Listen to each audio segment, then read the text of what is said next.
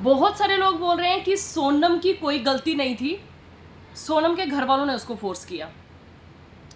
भाई अब कितनी सारी कहानियां निकलनी है। जो जाना था वो तो चला गया ना।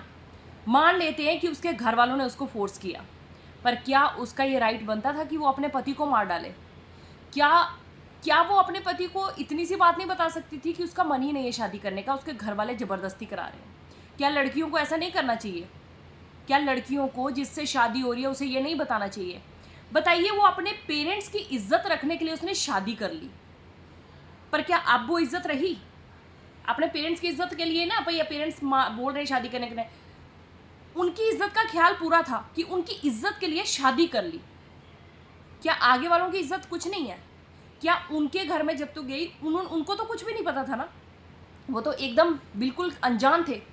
शक तो उसे हो गया था पहले ही कि मेरे से बात नहीं करती, लेकिन वही है कि घर वालों ने बोला नहीं, बात की और ठीक है, लड़की बात करने लग पड़ी। अब जिस इंसान को लड़की का पता ही नहीं है कि उसका कोई अफेयर है या क्या है, क्यों वो ऐसा कर रही है, शादी करने जा रहे हैं तो ऑब्वियस सी बात है वो ट्रस्ट तो करेंगे ना भाई। लेकिन क्या एक लड़की अपने पेरेंट्स के लिए वो उसने शादी कर ली, तो क्या आगे वाले इंसान नहीं है? उनको जाके मार दिया। सब लड़कियों से इतनी बात बोलना चाहती हूँ, गट्स रखिए। अगर प्यार करते हो ना तो प्यार को पाने की हिम्मत रखो। अगर हिम्मत नहीं है ना तो खुद मर जाओ, गटर में गिर जाओ, कहीं भी चले जाओ, भाग जाओ, जो करना है करो, अपने घर वालों के साथ जो करना है करो। अगर आपके घर वालों की इज्जत है ना, तो लड़के के घर वालों की भी इज्जत है, उनकी भी जिंदगी है।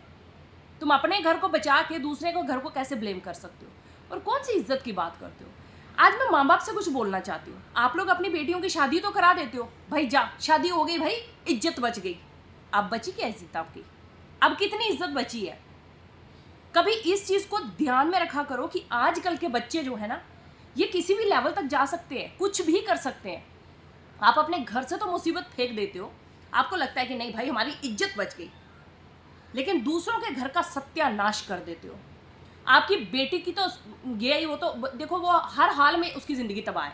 एक बार अगर आपने उसके अगेंस्ट जाके उसकी शादी करा दी ना, आपकी लड़की है या लड़का है जो भी है, बात मेरी याद रखना कि उसी दिन आपके बच्चे की लाइफ तबाह हो चुकी है, बर्बाद हो चुकी है, जिस दिन भी उसके अगेंस्ट आप चले गए।